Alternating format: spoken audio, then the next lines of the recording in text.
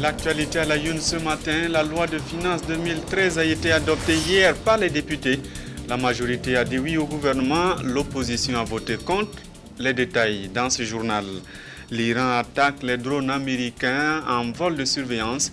Les chasseurs iraniens ont ouvert le feu, les accusant de survoler le territoire iranien, selon le Pentagone. Bonjour, bienvenue au 13h15 de la télévision du Burkina. Le gouvernement a son budget gestion 2013. La loi de finances a été votée hier à l'Assemblée nationale. C'est le oui de la majorité qui a permis au texte d'être adopté. L'opposition, cette fois encore, a voté contre. Sylvain Webamba. Avant l'adoption de la loi de finances, les différents présidents de groupes parlementaires se sont exprimés dans une déclaration où ils ont chacun donné le sens de leur vote de ce budget qui se chiffre à 1493 milliards 921 millions 252 000 francs CFA en recettes contre 1654 milliards 957 millions 302 000 francs CFA de dépenses avec un besoin de financement de 161 milliards 36 millions 50 000 francs CFA. Le groupe CFR pense que le gouvernement est dans sa logique de créer les conditions idoines pour bâtir un Burkina émergent. Ce faisant, notre groupe votera favorablement pour l'adoption de la présente loi. Le groupe parlementaire de l'ADFRD, l'Alliance pour la démocratie et la Fédération Rassemblement démocratique africain, décide à l'unanimité de voter pour le projet de loi de finances gestion 2013. Le groupe parlementaire du Congrès pour la démocratie et le progrès lance un appel à tous les citoyens burkinabés pour qu'ils soutiennent l'exécution du budget par le sérieux et l'ardeur dans leurs occupations respectives, le civisme fiscal et un comportement citoyen. Le groupe parlementaire du Congrès pour la démocratie va voter oui. L'opposition, à travers le groupe parlementaire Alternance, Démocratie et Justice, a voté contre ce projet de loi. Ce projet de loi de finances ne saurait réellement répondre aux attentes de nos braves populations, toujours exposées à une paupérisation croissante. Le groupe parlementaire ADJ votera contre le projet de budget de l'État. Une opportunité pour le gouvernement de saluer la qualité du travail des députés de la 4e législature en fin de mandat. Quand on regarde un peu tout ce qu'il y a eu comme réforme en matière budgétaire, quelque part, c'est suite à leurs appréciations, à leurs critiques, à leurs suggestions. Donc je tiens en tout cas à souligner l'apport de l'Assemblée, en la COMFIB, dans tout ce qu'il y a eu comme effort d'amélioration de la gestion budgétaire. Pour les commissaires de la COMFIB, à travers leur président, de souhaiter que le Parlement se consolide davantage. C'est qu'il faut que les gens qui seront orientés vers la COMFIB aient un profil financier.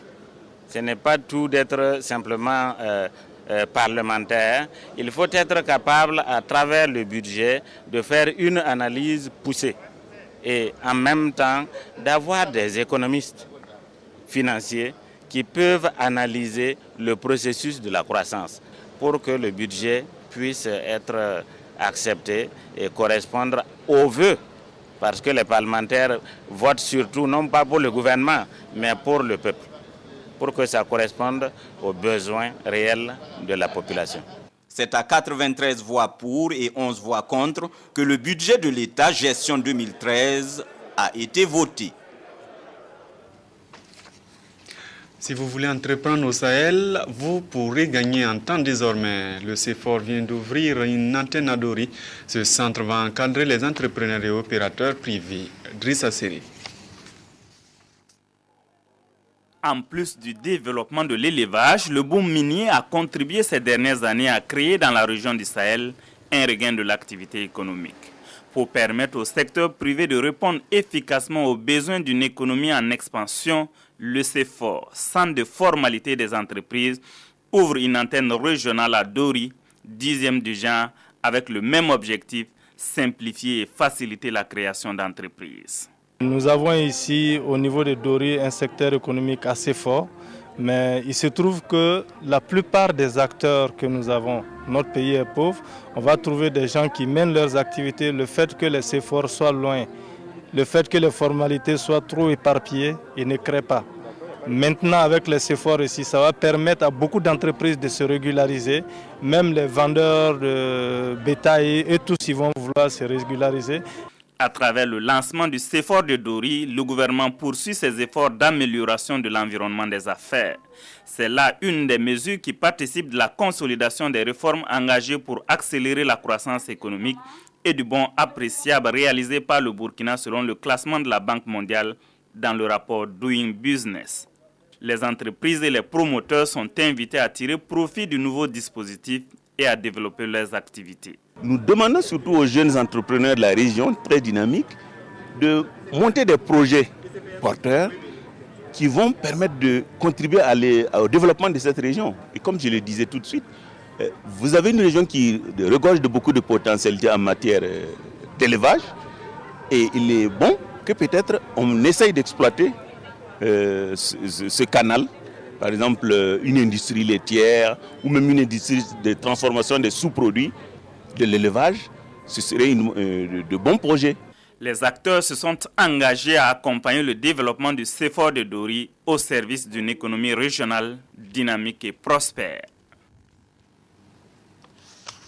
Le village de Koné, dans la commune rurale de Kindi, a une nouvelle plateforme multifonctionnelle. C'est un don de la coopération luxembourgeoise. Les installations ont été visitées hier par l'ambassadeur du Luxembourg au Burkina et le secrétaire général du ministère de l'économie et des finances, Symphorien Somda. Koné, localité située à 8 km de Kindi, chef-lieu de la commune, dispose d'une plateforme multifonctionnelle de type standard, opérationnelle depuis le 1er mars 2009. Elle a été transformée en système hybride gasoil solaire, un équipement technique récent d'une valeur de près de 30 millions de francs CFA et qui fait la fierté du donateur. Je suis satisfait surtout de voir que cette évolution est en train de se faire, que nous partons d'un modèle uniquement basé sur le gasoil. Tout le monde, personne n'ignore qu'on est exposé aux fluctuations du prix du gasoil, que c'est une ressource non renouvelable qui produit du carbone, qui a une influence aussi sur le changement climatique. Donc avec tous les bénéfices qu'une telle plateforme apporte, il faut même aussi garder à l'esprit sur le développement durable dans la longue durée. Le PTFM de Koné permet à la population de moudre les céréales, broyer les amandes de qualité et oléagineux, charger les téléphones cellulaires et surtout alimenter un micro-réseau électrique fonctionnel depuis le 9 août 2012. Et certains services sociaux du village bénéficient également des bienfaits du PTFM. Ça permet également aussi avec la plateforme, puisque c'est accouplé avec la plateforme multifonctionnelle et le mini réseau électrique, qui est un système, dit-on, hybride, permet effectivement de mener beaucoup d'activités socio-économiques, beaucoup d'activités génératrices de revenus pour les femmes. Et également aussi, nous sommes aujourd'hui, en ce moment même, au CSPS. Nous avons pu donc électrifier également aussi le CSPS. Tous les villages de la commune de Kindi sont dotés des plateformes multifonctionnelles. L'ambition du conseil municipal est d'étendre le système jusque dans les hameaux de culture. Il veut permettre le développement des villages pour ainsi lutter contre la pauvreté. Autre point de l'actualité ce matin, les pays du Sahel contre la recrudescence du terrorisme et de la criminalité. Hier, ils étaient à Ouagadougou pour unir les efforts et lutter contre ce fléau. Boukari Ouedraogo. Renforcer la coopération judiciaire internationale en matière pénale entre les États membres, c'est le thème de cette troisième réunion de la plateforme judiciaire régionale des pays du Sahel. Pendant 3 jours, les ministres en charge de la justice du Burkina Faso, du Mali, du Niger et de la Mauritanie se sont penchés sur les stratégies à mettre en œuvre pour lutter contre le terrorisme et les autres formes de criminalité transnationale. Ce qui ressort d'important de cette réunion, c'est la volonté affirmée des États membres de la plateforme de renforcer leur coopération en matière judiciaire, la coopération en matière judiciaire, en matière pénale surtout. Vous savez que nous sommes dans un monde qui est vraiment perturbé par le crime organisé, et pour lutter contre le crime sous toutes ses formes, nous sommes obligés d'unir nos forces pour pouvoir coopérer, nous donner des informations utiles afin de pouvoir réagir à temps. Cette rencontre a permis d'évaluer 2 années de fonctionnement, d'adopter un règlement intérieur et des modèles de formulaires de requêtes d'entraide judiciaire et d'extradition. La plateforme bénéficie dans sa mise en œuvre de l'appui d'experts, dont l'Office des Nations Unies contre la drogue et le crime. Nous faisons donc, il y a eu un soutien en matière logistique et en matière surtout de formation et d'assistance technique. C'est-à-dire que l'ONUDC est une institution composée d'experts, de spécialistes, que ce soit sur un plan policier, sur un plan judiciaire. Et donc, en l'occurrence, nous avons beaucoup travaillé avec les points focaux pour leur permettre d'avoir un niveau de connaissance et de coopération suffisant. Nous avons utilisé aussi, nous avons fait appel à l'expérience d'autres plateformes qui fonctionnent, telles que Rojuste, pour venir apporter leur savoir. La plateforme enregistre aujourd'hui 4 États membres et a déjà fait ses preuves. Elle entend par là convaincre les autres pays de la sous-région qui ne sont pour le moment que des pays observateurs. En attendant, le rendez-vous est pris pour 2013 en République islamique de Mauritanie pour la 4e rencontre. Les secrétaires du ministère de l'Éducation nationale et de l'alphabétisation apprennent à communiquer. C'est une initiative de la direction de la communication qui veut leur donner quelques éléments pour mieux communiquer. Jean-Baptiste Ouedraogo. Elles exercent comme secrétaires au ministère de l'Éducation nationale. Ils sont considérés comme des courroies de transmission entre l'administration et les usagers de cette institution. Pour ce faire, elles doivent en principe être des agents de relations publiques. La direction de la communication et de la presse ministérielle entend s'appuyer d'ailleurs sur elles pour améliorer l'image de marque de leur maison. En les réunissant à Lumbila pour une formation de 2 jours, il est question de leur apporter les béabas de la communication et de l'accueil. La première ressource sont les ressources humaines et la manière d'être, de faire dans un ministère joue un rôle important sur la qualité de travail de toute la structure, de tous les départements.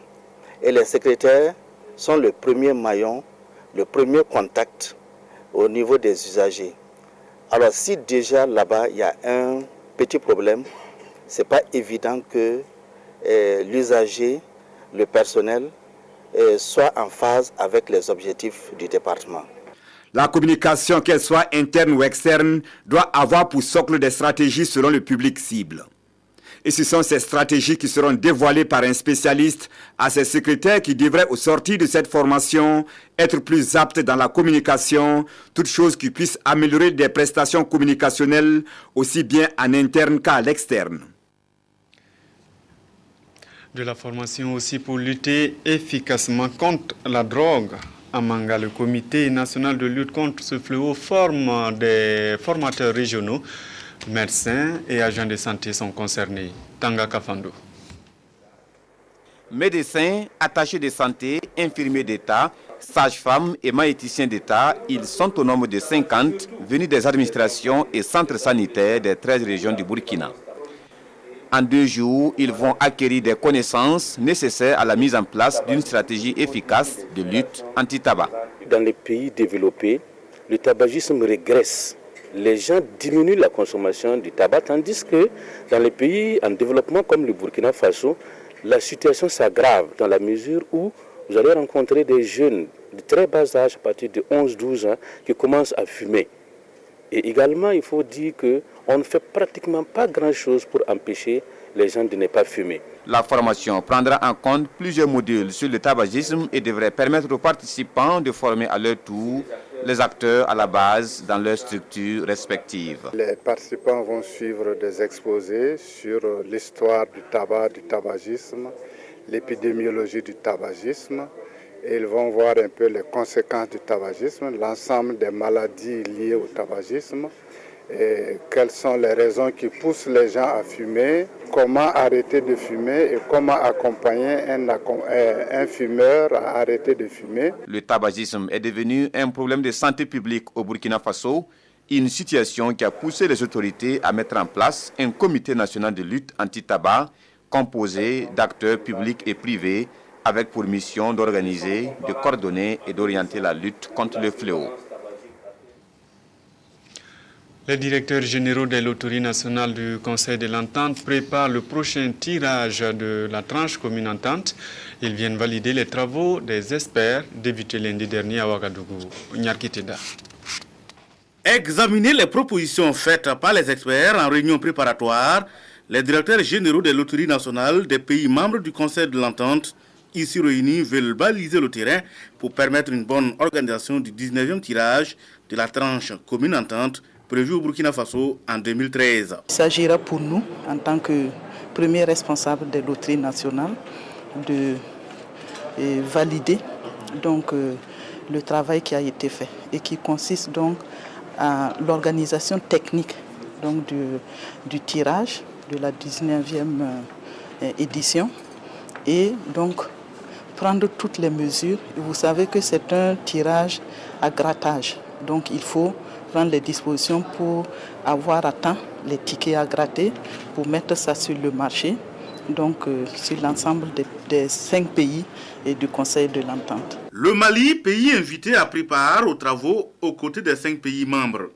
Le secrétariat exécutif du Conseil de l'Entente et de la Commission de l'UEMOA, conscient des questions d'intégration sous-régionale, est venu lui aussi apporter son soutien au premier responsable des Jeux du hasard de l'espace UEMOA. Venu présider la cérémonie d'ouverture, le conseiller technique, représentant le ministre des Finances, a dit toute l'importance de ce 19e tirage pour le Burkina Faso. Il a rassuré les participants du soutien du gouvernement burkinabé au succès de la manifestation. Nous pensons que si effectivement cette tranche était bien organisée avec la réussite donc, qui est attendue, nous devrons en tout cas avoir donc des retombées, comme on l'a dit, à travers donc les bénéfices qui iront donc aux populations. La tranche commune entente se tient de manière rotative et joue un rôle important dans la visibilité du Conseil de l'Entente. La 19e édition prévue à Ouagadougou, Burkina Faso, offre encore une opportunité au secrétariat exécutif du Conseil de l'Entente pour renforcer les activités de relance de cet important organisme d'intégration sous-régionale. À l'étranger, des avions de chasse iraniens ont ouvert le feu sur des drones américains. C'est une information du Pentagone. Les chasseurs iraniens